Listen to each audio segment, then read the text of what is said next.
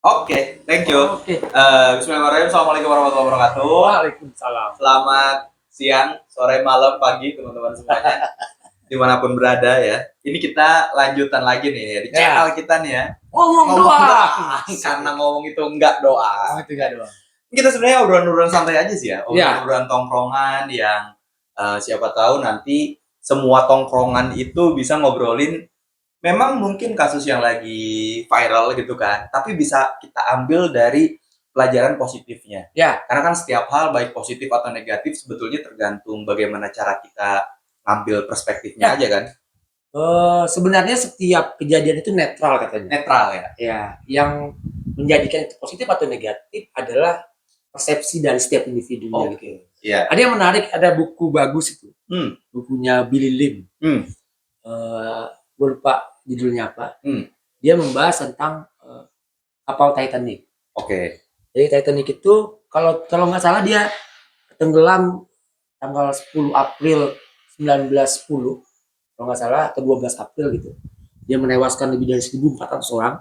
Termasuk dalam tragedi sejarah maritim terbesar saat itu ya. Tapi 80 tahun lebih setelah itu film Titanic dibuat, dan itu jadi film yang punya pendapatan paling besar. Betul. Tragedi terbesar menjadi keuntungan terbesar gitu. Tergantung cara orang melihat itu. Betul. Sama kayak kasus-kasus sekarang ini lah. Iya. Banyak. Agus aja banyak Agus. Agus buntung. Iya. Agus yang matanya terluka. Iya. Agus yang dipecat ngebakar kantor pajak loh. Iya. Agus Miftah. Iya. Banyak nih ya. Agustusannya udah selesai. Iya. Agus lagi fenomenal lah. Ngomongin Agus itu menarik. Ini lagi banyak dibahas juga soalnya. Gue di mana-mana kayak kan berangkat misalkan ya, naik KRL gitu kan ya, dan lain-lain, angkutan umum lah. Itu memang orang lagi nonton, orang ngobrol-ngobrol banyak diomongin. Agus, ya. Agus lagi jadi trending topik lah. Iya, di mana-mana. Agus buntung itu menarik. Korbannya sekarang hampir 19 orang. 19 orang ya. 19 orang. Dan yang menarik, Agus itu nggak punya tangan ya. Oh iya. Punya tangan. Iya. Tapi lihat bagaimana cara dia jalan waktu dia reka ulang. Iya. Jalannya begitu jalan itu. Iya. Sangat percaya diri. Juga ini banget ya. Pas orang, intimidatif banget. Iya. Iya. Itu membuktikan bahwa self talk dia terhadap dirinya sendiri itu positif ya. Self talknya dia bagaimana dia berkomunikasi dengan dirinya. Dia sangat percaya diri. Jadi wajar saja bahwa dia bisa dalam tanda kutip memanipulasi banyak orang untuk bisa mengikuti keinginan dia. Karena ganteng jelek itu kan relatif ya. Betul. Tergantung persepsi. Dan dia dengan dalam tanda kutip kekurangan itu berhasil membuat sugesti positif terhadap dirinya sendiri, hingga malah jadi cabul. Iya. Tapi emang itu menariknya ininya ya. Maksudnya dia hanya dengan kata-kata bisa mempengaruhi orang sebanyak itu. Maksudnya kalau kita pikir secara logika, kita mau mempengaruhi, kita jualan lah, kita pedagang lah ya. Kita mempengaruhi orang untuk membeli produk kita aja butuh waktu dari pertama kali ya, kalau funnelnya ada awareness-nya gitu kan, terus dia ada interest-nya, desire-nya, baru action-nya gitu kan ya. Itu kan berarti ada proses untuk menuju ke situ gitu. Dan itu kan kayak kita berkaitan sama mental juga yang lu bilang tadi. Maksudnya kalau kita jualan sekali dan laku, kedua ketiganya itu lebih mudah. Makanya mungkin kan kalau kita jualan itu penting sekali penglarisnya ya. Karena setelah itu kita jadi pede gitu kan.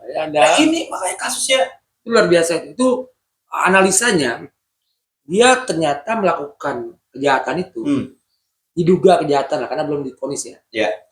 Di kisaran bulan 9 sampai bulan 11. Itu cuma 2 bulan. Iya. Berarti di situ ada sesuatu yang dilakukan yang itu berhasil. Betul. Dan keberhasilan itu membuat tingkat beliefnya naik. Betul. Ada keyakinan itu kan ada tingkatannya. Betul. Bisa ternyata. Iya. Lanjut dan semakin percaya diri. Iya. Sampai ada satu hari itu 2 orang langsung dibawa sama dia. Di hari yang sama. 2 sampai 3 orang. Iya. Itu kan luar biasa bajingan lah ya. Iya benar. Dan itu mungkin pengetahuan itu kayak pisau bermata dua juga ya. Maksudnya dia bisa kita jadikan, ya makanya siapa Nelson Mandela yang bilang ya education itu adalah kekuatan yang paling besar gitu kan. Dia bisa menghancurkan atau bahkan membuat sebuah peradaban itu bisa yang juara gitu. Betul. Ada yang menarik, Ini terkait dengan literasi dan database. Jadi ada cerita dari salah satu kerabat teman lah. Dia waktu itu masuk ke Singapura. Masuk ke Singapura sebagai kerja lah di situ. Kerja.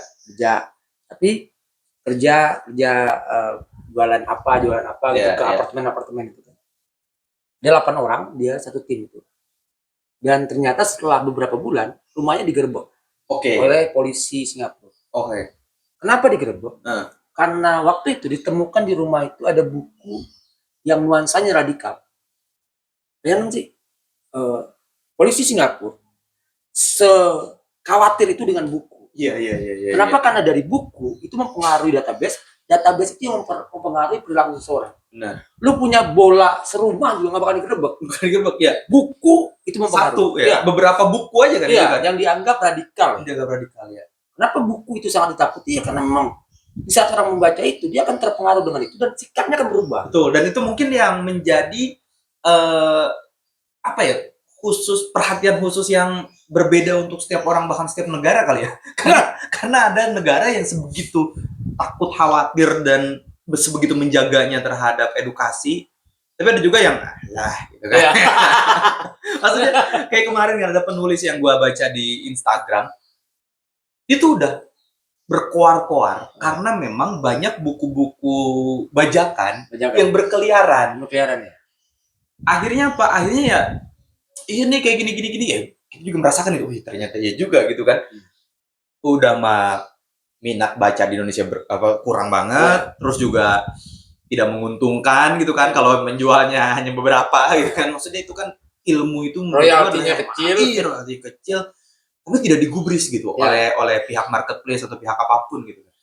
Dan ternyata memang kalau kita concern ke situ dan kita ngebangun dari situ, kan dari situ katanya. Ya, hajar itu. Jadi posisinya gue pernah ngebahas diskusi ringan lah dengan kawan terkait makan siang gratis kan. Makan siang bergizi gratis. Salah satunya kan alasannya agar gizi rakyat Indonesia itu bagus. Betul. Menghindari stunting sehingga cerdas. Dikasih makan bergizi. Kenapa? Karena di Jepang orang makan ikan dan segala macamnya cerdas.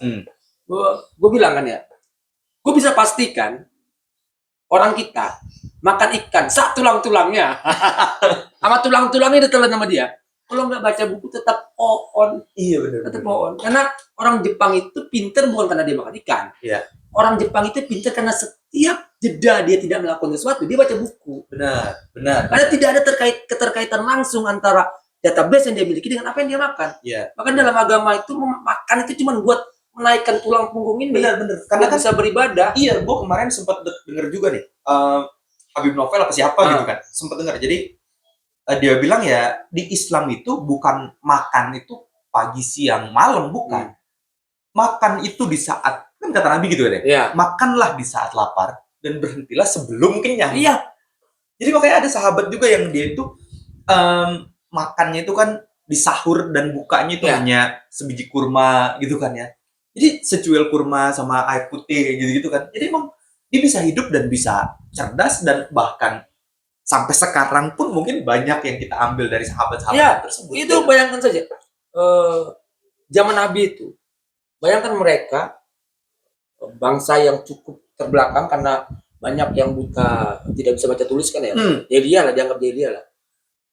Menjadi pemimpin bumi dalam waktu yang relatif singkat lah. Betul. Berarti kan ini bukan urusan makan. Iya. Ini urusan kitab suci, hadis, database yang dimasukkan. Iya. Jadi kalau fokusnya ke makan, itu terlalu hewani, asik. Iya sih, bener sih.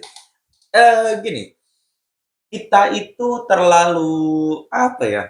Kalau kemarin gue denger ada satu orang yang bilang itu banyak melakukan pembiaran karena memang ada dua alasan. Alasan pertama adalah alasan logisnya. karena memang dengan melakukan pembiaran seperti itu ya, pembodohan, pembiaran dan lain sebagainya itu agar mereka lebih mudah untuk melakukan hal yang kurang baik Kurang tapi bisa baik. dibalut dengan baik. Ya. Itu yang pertama. Atau yang kedua, memang katanya menurunkan standarnya supaya menyamakan dulu. Jadi perspektifnya sama gitu kurang lebihnya kan ya. Cuman memang kayak kita lah. Kita kan harus kelempar dulu visinya ke depan. Mungkin kita leader yang harus tahu lah ya tujuannya itu mau kemana gitu kan. Mana jalan yang di ini gitu kan. Karena kalau nggak begitu, nggak jelas. Memang betul. Gue sebagai keluarga pedagang kan, dulu itu memang berpikir begitu. Semakin bodoh satu daerah, semakin mudah kita masuk ke sana dan semakin mudah kita jadi orang kaya di situ. Kalau dia pinter bahaya malah. Untuk kita ya. Makanya dulu sebelum waktu kuliah, gue sangat suka melihat teman-teman yang malas. Kenapa? Karena semakin malas dia, semakin nggak bisa bersaing sama gue. Iya, benar. Karena kan satu kelas itu bakal jadi saingan semua. Benar. Tapi sayangnya di kafe itu dia pada belajar. Jadi dia pada belajar lagi, anjir nih, orang belajar dulu lagi. Kayak sekarang ya, kita banyak juga senior yang, gue mau ngejar jadi dia. Dia belajar terus ya. Dia ada senior yang udah penghasilannya miliaran kan ya. Sampai sekarang masih ikut pelatihan, berhenti belajar. Biar gue bisa ngejar gitu. Ngejar. Dia belajar terus. Kalau lu belajar terus, kapan kita ngejar? Itu benar pembiaran itu. Jadi ada kalau di bahasanya itu konspirasi kan ya. Untuk membuat satu daerah itu bodoh sehingga mudah dimanipulasi. Karena orang-orang bodoh itu kan dia menggunakan perasaan sebagai alat utama untuk bertindak. Betul. Dan perasaan itu nggak punya dasar logika. Betul. Sehingga sangat mudah untuk dimanipulasi. Makanya kan dibilang kita itu harus mengedepankan logika ketimbang perasaan gitu kan ya, gitu-gitu ya. Itulah kenapa ayat pertama itu Iqra, baca, bukan makan. dan ini maksudnya kayak mana bagus juga tuh. Kita itu ya tadi berkaitan dengan baca. Baca kan nggak doang, ngomong juga nggak doang gitu kan. Kalau baca nggak dilakukan ya sia-sia. Ngomong juga kalau sekedar ngomong dan arahnya nggak jelas ya kayak Agus tadi ya kan, banyak bahasan-bahasan kayak gitu. Mungkin yang paling sekarang relevan solusinya mungkin solusinya adalah adab di atas ilmu kali. Adab di atas ilmu ya, itu salah satu solusi yang paling relevan. Itu kayaknya memang harusnya menjadi terahnya kita kan, menjadi gennya Indonesia, gennya muslimin muslimat gitu kan. Maksudnya adab dulu di atas ilmu kapanpun. Aku kayak tadi yang lu bilang, dulu di saat zaman Rasul ya atau sahabat-sahabatnya yang ketika pindah dari Mekah ke Madinah itu kan treatmentnya beda. Iya. Jadi di awal di Mekah itu mereka dituntut untuk jadi prajurit yang patuh dan taat.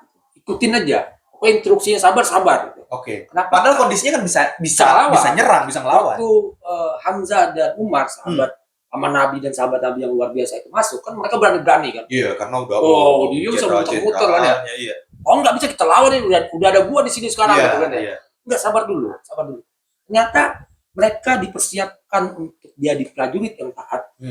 Dia itu cara Rasul untuk mendidik mereka agar jadi pemimpin yang luar biasa. Karena kalau dia jadi makmum aja ngelewatin imam, susah. Itu sama lah kayak orang sholat, imamnya udah ruku, dia masih diri aja. Karena menurut dia mungkin bacanya belum selesai. Kan lu ngikut dia, ikutin dulu. Kalau enggak lu jangan start bareng-bareng gitu ya. Ini kan berarti dia tidak patuh. Ternyata secara psikologi itu bisa dilihat ini nggak kepake. Itu memang benar yang kalau pikiran kita lah, adab di atas ilmu itu sebenarnya menjadi visi misi yang luar biasa harusnya. Karena kayaknya kalau adab di atas ilmu ini terimplement kemanapun, kayak dulu lah kita kan dulu sempat kita ini alumni Cafe Motivator School lah ya. Kita sempat belajar bersama lah. Dan di situ waktu kita kuliah dulu sangat-sangat kental banget adab di atas ilmunya kan. Jadi kita itu bukan hanya nurut doang gitu, tapi kita harus menghormati yang lebih tua dan menghargai yang lebih muda gitu kan. Itu kan adab di atas ilmu seperti itu kan. Kalau sekarang kayaknya adab di atas ilmu terimplementasi, semua hal-hal yang kayak murid ngelawan guru, Ya, dilaporin kan ya. Maksud gua, siapa yang mau mendidik gitu? Lu Ya. terus ngapain di sekolahin kalau memang lu bisa mendidik lebih baik dibandingkan gua gitu. Satu lagi, apa namanya, yang menarik dari baca tadi kan.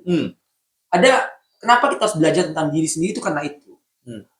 Kenapa orang banyak yang nggak mau baca? Ya, kenapa? Kenapa? Kalau baca, ngantuk. Males, ngantuk kan gitu ya. Iya. Kenapa bisa begitu? Karena sebenarnya dia tidak paham tentang dirinya sendiri. Oke. Di saat orang baca, itu kan membutuhkan konsentrasi dan fokus. Dan setiap hal yang baru dilakukan, itu membutuhkan adaptasi. Betul, butuh effort lebih. Iya, jadi otak yang bekarat yang nggak pernah dipakai itu, Iya. pas dipakai baca dia krek gitu nih. Sakit ya. Efeknya adalah lelah. Ya. Itu bikin dia ngantuk. Dan sebenarnya itu normal saja. Sama lah kayak kita misalnya, kita nggak biasa main bulu tangkis. Ada 100 orang yang nggak biasa main bulu tangkis. Ayo kita main bulu tangkis 1 jam atau 2 jam gitu. Gue bisa pastikan 99% pulangnya tangannya sakit tuh. Iya. Ngangkat gayung kadang-kadang geter dia. Betul. Apakah itu membuat dia tidak berbakat main bulu tangkis? Enggak. Ya. Itu adalah respon alamiah, respon normal akibat otot mulai menyesuaikan dengan gerakan yang tidak biasa dilakukan. Betul. Itu penyesuaian. Iya, penyesuaiannya. Jangan itulah kita udah pakai jam lah. Ini jam dari kiri ke kanan aja itu pasti di awal nggak nyaman. Iya benar. Di awal nggak nyaman. Padahal sama ya. Padahal di tubuh yang sama. Tubuhnya sama, jamnya sama. Iya. Pindah dikit doang. Pindah aja. Iya. Itu pasti butuh adaptasi. Betul. Itu yang tidak dipahami oleh orang-orang yang mencoba hal baru. Seakan-akan dia berharap bahwa dia memulai sesuatu dan langsung nyaman gitu. Iya. No, nggak bisa. Termasuk semua hal ya. Ini Semua berkaitan hal, sama belajar, sama bisnis, sama pekerjaan, apapun lah ya. Anything yang kita lakukan pasti butuh proses. Kayak kita bahkan belajar naik motor, belajar bawa mobil dan lain sebagainya itu kan butuh belajar dulu untuk kita bisa. Obrolan lu yang kerja di sebulan atau 2 bulan pertama tuh gimana? Iya. Itu pasti ada penyesalan gitu kan ya. Wah, ini gua kayaknya nggak usah resign dari kerjaan yang dulu gitu kan, atau ya kerjaan apaan sih, kayaknya pengen resign. Itu pasti 1, 2, 3 bulan pertama itu pasti ada hal kayak gitu. Entah lagi menggebu-gebunya, kemudian karena apa? Karena masih dibiarin sama bosnya. Karena masih dites dulu, coba lu sejauh mana. Giliran bosnya udah turun tangan, udah biasanya tuh, sepertinya saya tidak cocok perusahaan ini gitu kan. Mulai, padahal itu memang bukan salah atasannya.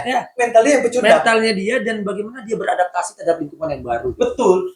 Padahal kan memang semua orang itu kan bisa, maksudnya semua atasan itu berharap untuk dia naik kan.